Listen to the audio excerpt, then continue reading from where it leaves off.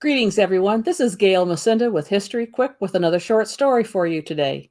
This one has a lot of printables and other videos that go along with it, and I'll put the links for all of those in the description box down below. While you're there, of course, we'd appreciate it if you'd hit that subscribe button and the notification bell so that you know every time when we upload a new video. Okay, here's our story. In 1904, Scott Joplin wrote a new composition called The Chrysanthemum. He dedicated it to Freddie Alexander. Who was Freddie Alexander? The preceding months had been a roller coaster for Joplin. He'd had some great successes, but his first opera, A Guest of Honor, had closed with bad financial consequences. There's a lot more about that, but remember to check out those links down below. Joplin was living in Sedalia, Missouri, and traveled to Arkansas to visit friends and relatives. While in Little Rock, he met Miss Freddie Alexander, a 19-year-old who would forever change his life and his outlook.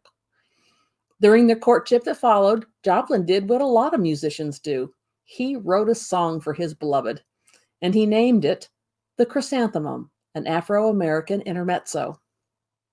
At the top of the cover, the first printing editions include the phrase, "Respectfully dedicated to Miss Freddie Alexander, Little Rock, Arkansas."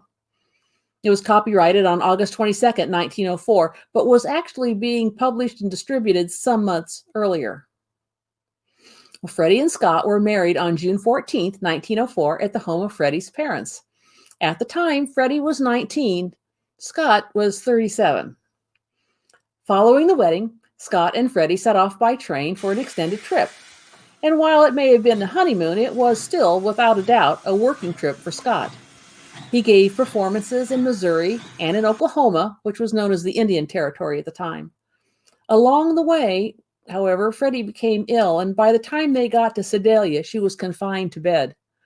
Newspaper accounts report Scott's performances and successes, but also carry the news of his wife's worsening condition, now called pneumonia.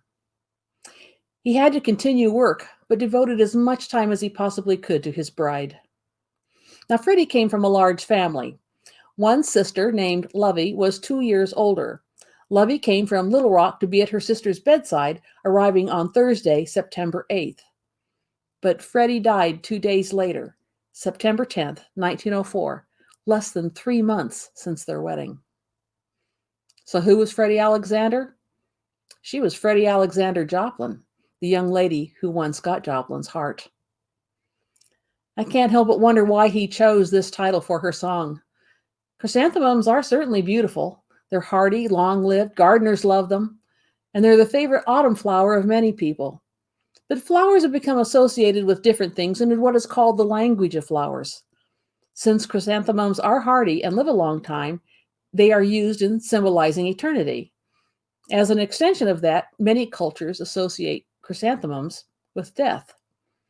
So maybe, here at the end of our story, perhaps the chrysanthemum turned out to be a fitting title for the song that Scott dedicated to his Freddie.